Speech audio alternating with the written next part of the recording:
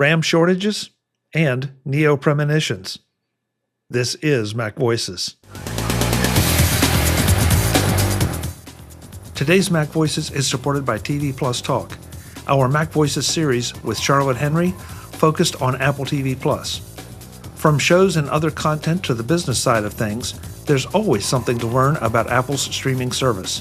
Find it in the categories listings on the MacVoices website, or go directly to macvoices.com/category/TV-talk. Okay, so since you went there, let's do this because there's been a lot of discussion over the past week or so about RAM prices, RAM shortages, not just all storage prices and shortages moving forward. Western Digital, I think, has allegedly already sold out of their entire stock for the year. I've heard a number of places talking about configurations for devices that use RAM. The RAM price is doubling in the last, few months. So, and here we have Apple, who have updated the bases quite a bit, put a 2 terabyte minimum on the M5 Pros. Are they just fighting the stream, or do you think they're trying to get ahead of it by putting this stuff into people's hands so they don't have to buy it later at highly inflated prices and then draw a lot of fire for it? That doesn't seem like Apple's usual modus operandi, but I guess there's a logic to it. Jeff, am I overanalyzing? I don't know if you're overanalyzing.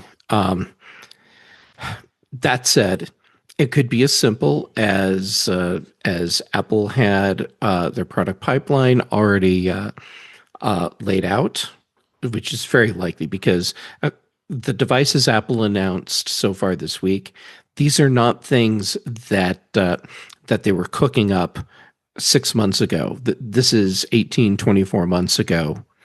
They were locking stuff in for these products. It could be as simple as Apple has been able to use their market position to get more favorable pricing on components, and so they're using that as a way to make their products more enticing and address long-standing complaints like you're too stingy with the memory. But then it also ties into what Webb was speculating about. Apple is telegraphing to us what they want us to have for specs to be able to take advantage of their new AI features. Eric? Yeah, I agree with that. I agree with Webb. I think he's spot on the Siri stuff. I think that Apple's just not making as much money as they used to on memory. And because their prices started out high, they didn't have to adjust anything when all the memory prices went through the roof. They just had to not take quite so much profit. And they should be able to sit there for quite a bit longer than everybody else because they won't be losing money. They just won't be making as much. And, maybe machines that come out in the fall will have a big markup that we're not expecting. But oddly enough, Apple is kind of a reasonable company to buy drive space and memory from. And they actually have it in stock and you can get it, unlike a lot of other companies. I think that over the next half year, we will see a lot of products that they had intended to release that never show up because you can't get enough memory to actually ship a product. Okay. Interesting idea. As Jim said earlier, though, we still have a day of announcements to go. We've already talked a little bit about the Neo, or the alleged Neo as we do this. It seems like they've been bringing out more than one product. So what else do we expect to see from Apple tomorrow? at the end of at least what we think will be the end of the announcement week. Well, if they're giving us the Neo, then clearly they'll also announce the Trinity.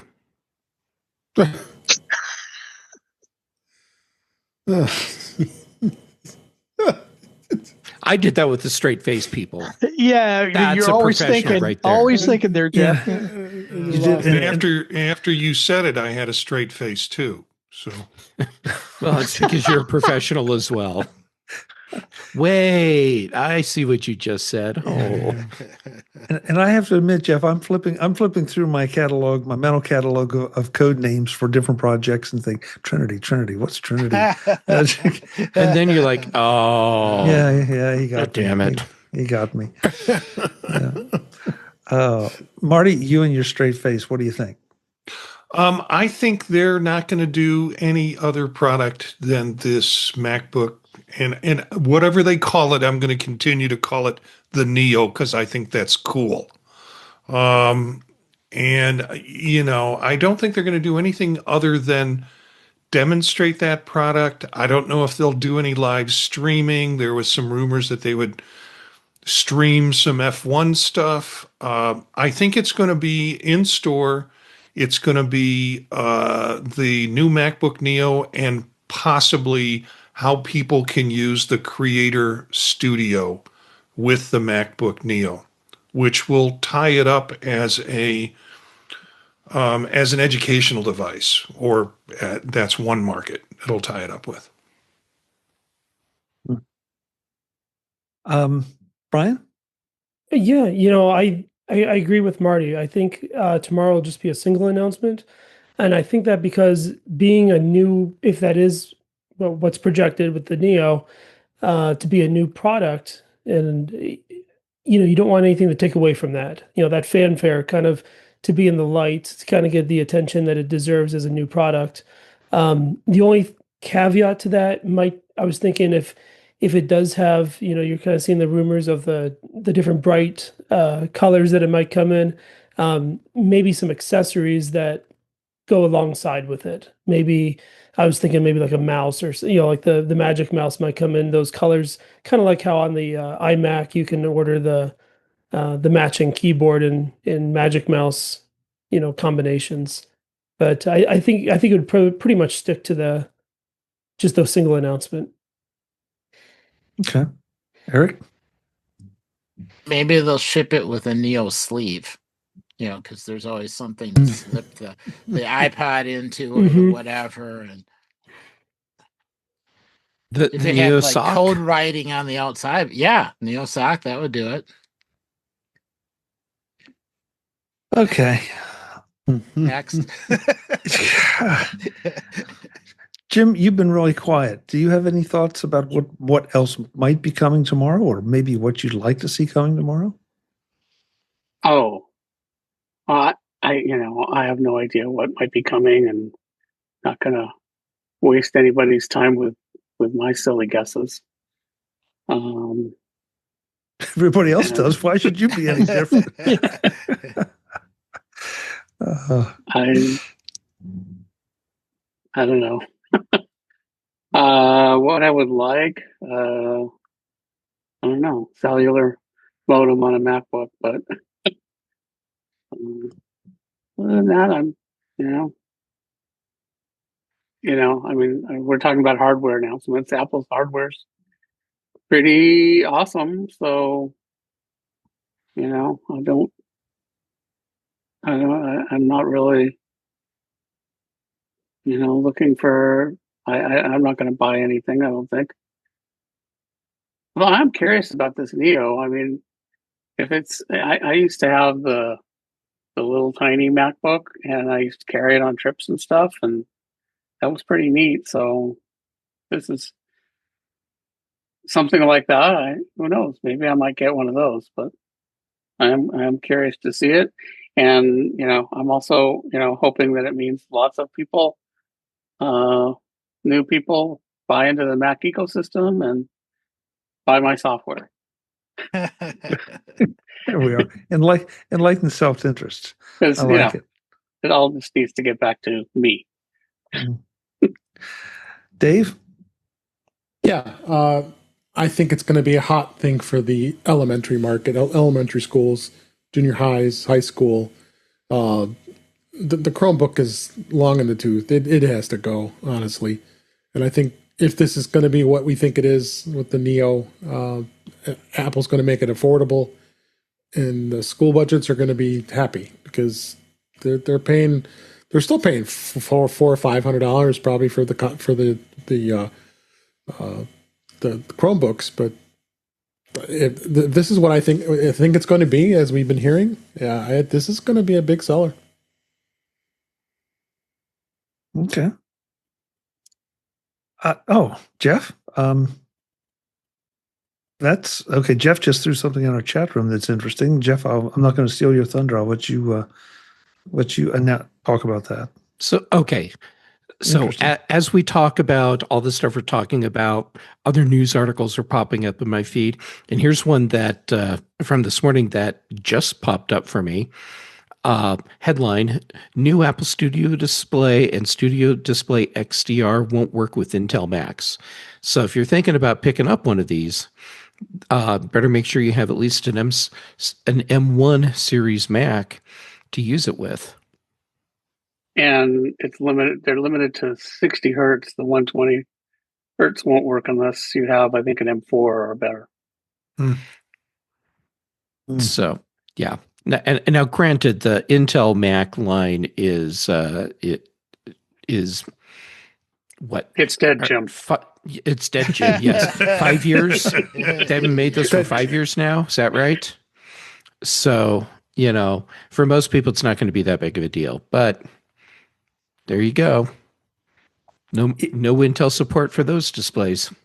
If you are going to buy one of those displays, you are probably definitely not running an Intel Mac at this point. But I think more significantly, it also only works with Tahoe 26.3 or later. So if you're still running Sequoia, for example, don't buy one of these monitors. Which is kind of crazy. I mean, come on. Yeah, it's a monitor. Yeah, it's a monitor. What? Doesn't work with the operating system that was current 6 months ago? a Jeff? computer in it, though. Well, does it have it? Jeff, you tell me, does it have to do with the display drivers as far as color and response time and calibration and all that? I have no idea. I do know that Apple's Studio displays have an A series processor in them. They're computers in their own right. So there's probably something Apple's doing with the communication that requires a new enough operating system and a new enough Apple processor. So I guess that also means if you're running, say, an Alienware computer and you're thinking, man, I could really go for one of those Studio displays. I'm guessing this means no, you're actually not. I don't think I've ever heard of any monitor ever that had either a processor or an operating system requirement. And yet here we are. Yeah. Well, and Jeff, to your point, Cletus just put in the chat, just as you were saying it, so no sales for PC users either. I'm not even sure I ever thought about that even for the original Studio displays, as to whether they could be hooked to PCs or not. I mean, this is a great way to take a nice quality display and turn it into a very niche product. Yeah. Eric? Yeah, the original Studio display worked well with PCs. Because we would have people that had a Mac laptop and they'd use it with the display, but if they weren't using it with that, they could plug it into a PC that they were remoting into. So it worked for both. But not the XDR.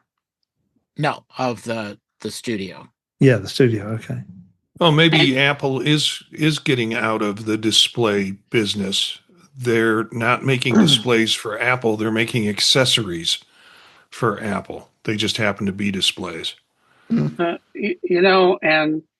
to me, putting a minimum requirement on the operating system, to me, that opens the door for there someday being a maximum requirement, and a new operating system comes out that won't work with the monitor. Yeah. And now you've got to buy a new monitor. So, to me, just another reason not to buy an Apple monitor.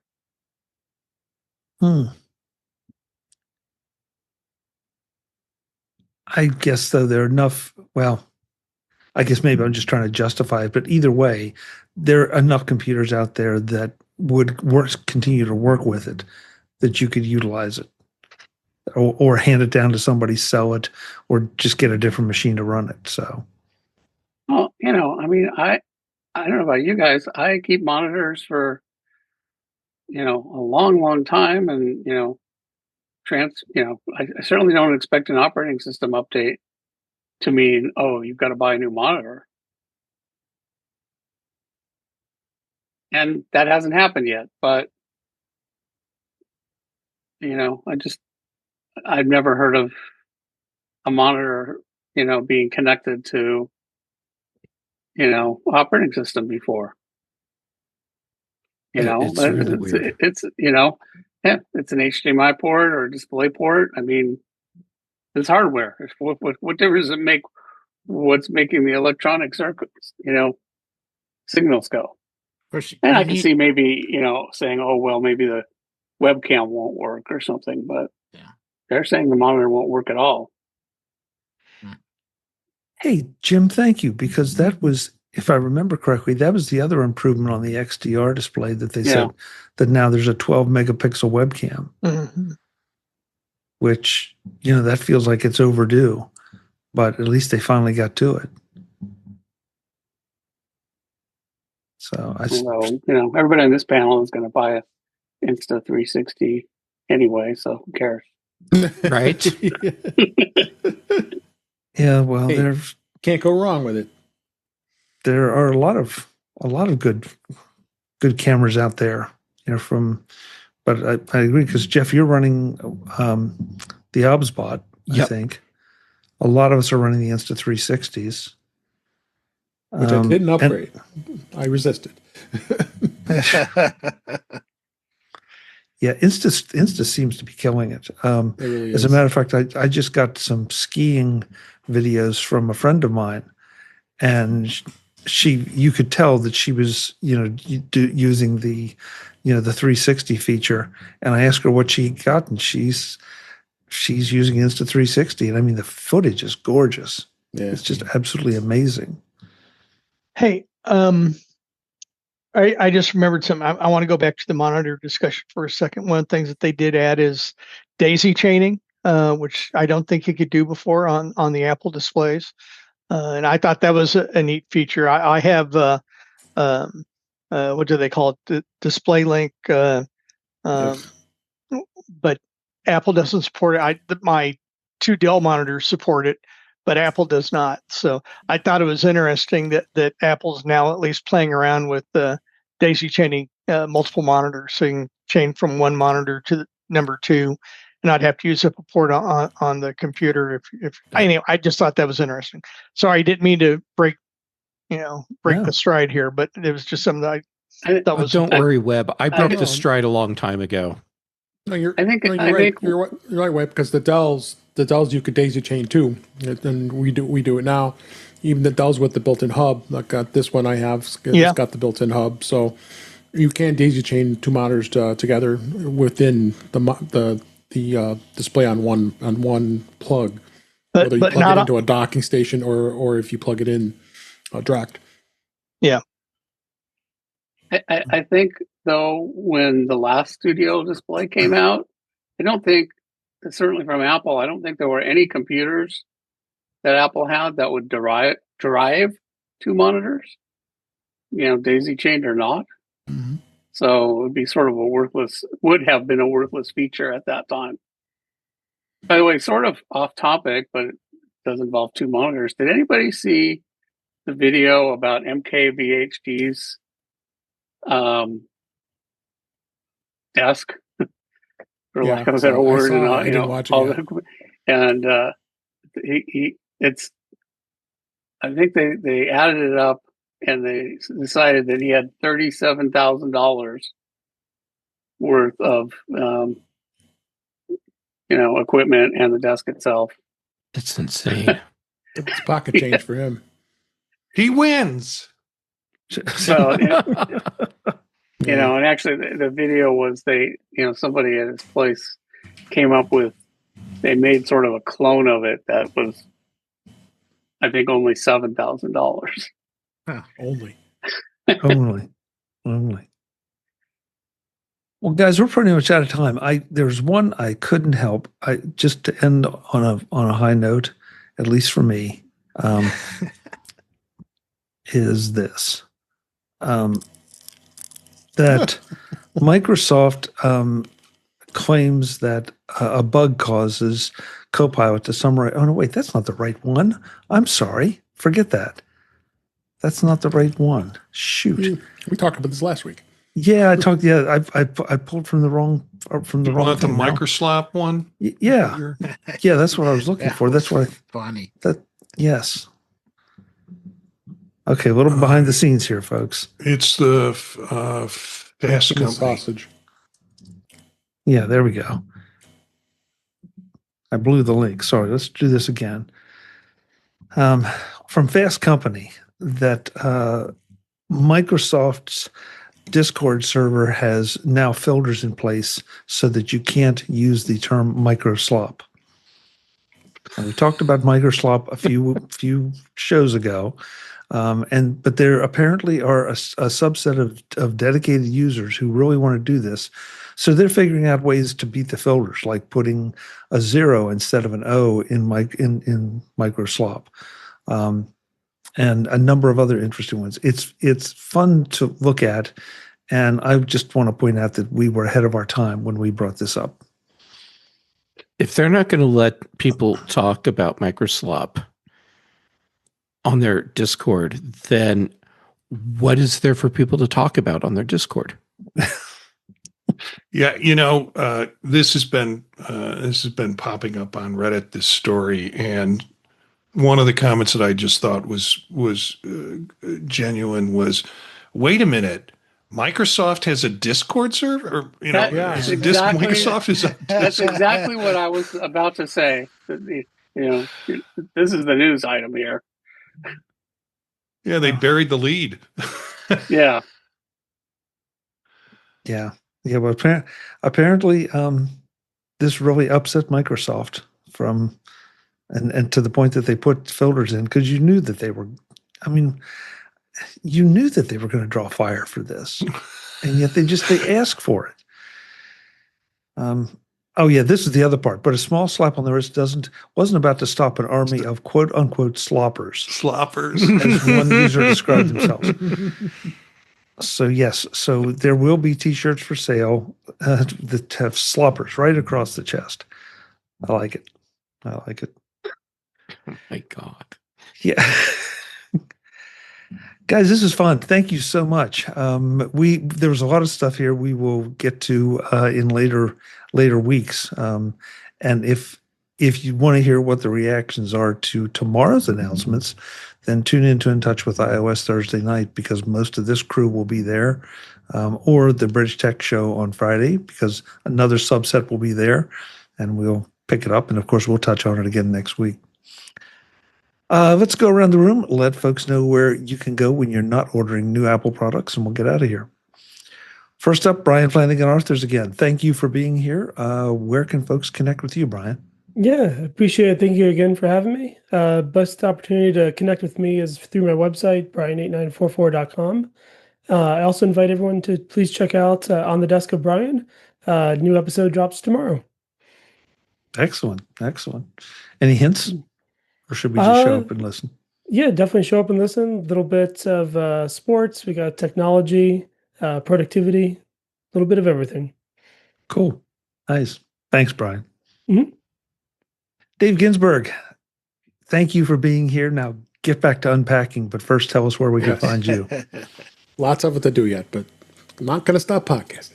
You could find me at In Touch with iOS, intouchwithios.com. Yes, we'll be covering lots of this coming up this Thursday night, which is we have it at 5 and at 7 p.m. Central, 5 p.m. Pacific. YouTube channel, youtube.com/intouchwithios. I am on the Vision Profiles podcast on Mondays. I just got under the wire to be on that show yesterday because that's just got finished setup. So that's how dedicated I am. Tuesdays here. Thursdays we record In Touch with iOS. And then on Fridays, I'll be back on the Mac Show on the British Tech Network and YouTube. Blue Sky Mastodon is going to be at Dave G65. Thanks. Thank you, Dave. Marty Jencius, before you trade in any of your equipment that you're talking to us on, where can folks find you? Many of the same places Dave just said. You can catch me on Vision Profiles, where we will not be talking about any of this stuff because nothing new came out with Vision in terms of hardware. But Monday nights at 9 p.m. Eastern Time on YouTube. Also Tuesdays here. Thursdays with Dave on In Touch with iOS, and Friday mornings on the British Tech Network with the Mac Show. Other shows you can find that we do on the podtalk.net include 15-minute bites, include Fade to Chat, the Tech Savvy Professor, a bunch of other things that I enjoy producing. So please take a look at that. Find me at Jencius, Jencius at Blue Sky, or also at mastodon.social. Thanks, I forgot that. No problem, Marty. Thanks so much. Jeff Gamet, there's been some discussion about you being Neo in the chat. So as a result, I've just spent the last 10 minutes or so visualizing you in bullet time, and it's deeply disturbing. But kind of cool too, huh? But kind of cool, yeah. But you have to have the long black trench coat. Well, that goes without saying. Yeah. Where can folks find you, Jeff? You and your new trench coat. Okay. Well, when I'm not wearing my trench coat and digging through the dumpster next to Marty's house, looking for his old iPhones and Macs, you can find me on the social medias as Jay Gamet, mostly though on Mastodon, Pixelfed, Blue Sky. Then shows here with you for MacVoices Live. Then on Thursdays on Dave's In Touch with iOS. Then for the British Tech Network, the Big Show and the Mac Show. Also, Brian Chaffin and I do The Context Machine, and Patrice Brendamore and I do Retro Rewatch. Thank you, Jeff. Eric Bolden, thank you for being here, you and your surveillance drones. Where can folks find you? Just ask the birds. They always know. They do.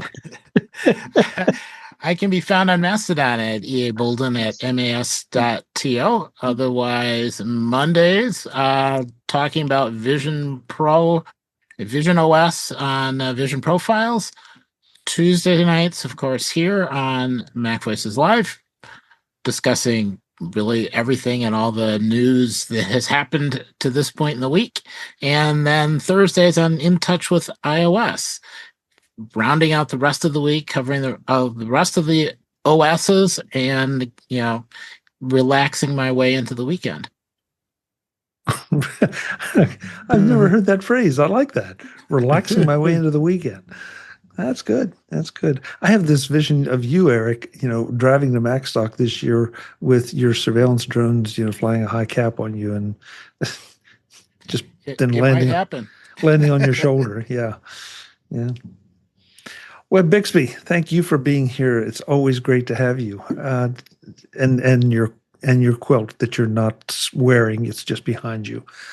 Where can folks find you? Thank you, Chuck. It's always a pleasure to be here. Sorry I wasn't here last week, but I was having a very, very expensive steak at the time. And you don't want to know how much it was, but I will tell you it was in three figures. So, Ooh. yeah. I hope it was good. I feel, I've had better, but anyway. Hey, you can find me almost all the socials at WebBixby, WEBBIXBY, but I always like to kind of focus on Blue Sky, and the reason why, no, Because you not like this the week. name. No, it's because Chuck Gate sent me the invite about two and a half years ago, and so. And you'll keep getting them as long as you want them, Webb. Yeah, thanks. Yeah, but I do like the name, so. Yeah. Thanks, Webb. Thank you. Last but absolutely not least, Jim Rea. You won't be buying any new Apple hardware, but we still want to know where to find you. Well, I'm going to switch it up a bit this week. I actually made my first post on Blue Sky a couple days ago. Wow. And today I installed it on my phone. So let's see, it took me 2.5 years to make my first post. So you should log on and subscribe to me, ProView Jim at Blue Sky. And, maybe in another 6 or 7 months, I'll make my second post there. So you'll want to be right on top of that. We have something to look forward to. Yeah. That's exciting, I think. If you do think that's exciting, I feel really bad for you. All right. Well, I have no life anyway, so thanks, Jim. Appreciate it. So, folks, we do this every Tuesday night at 8 p.m. Eastern at youtube.com/MacVoices TV. We've had a pretty healthy chat room going here tonight. So thank you guys all for the comments and observations. Sometimes yours are better than ours. In fact, probably most of the time, but that's another discussion. Until the next time, and as always, thanks for watching. Visit MacVoices.com for show notes and to connect with Chuck on social media. Get involved in our Facebook group or like our Facebook page, and get more out of your Apple tech with MacVoices Magazine, free on Flipboard and on the web.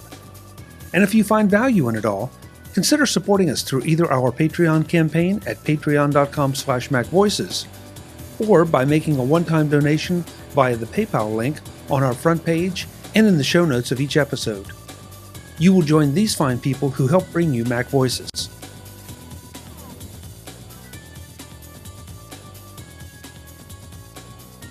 Advertising handled by Backbeat Media at backbeatmedia.com. Bandwidth provided by CashFly at cashfly.com.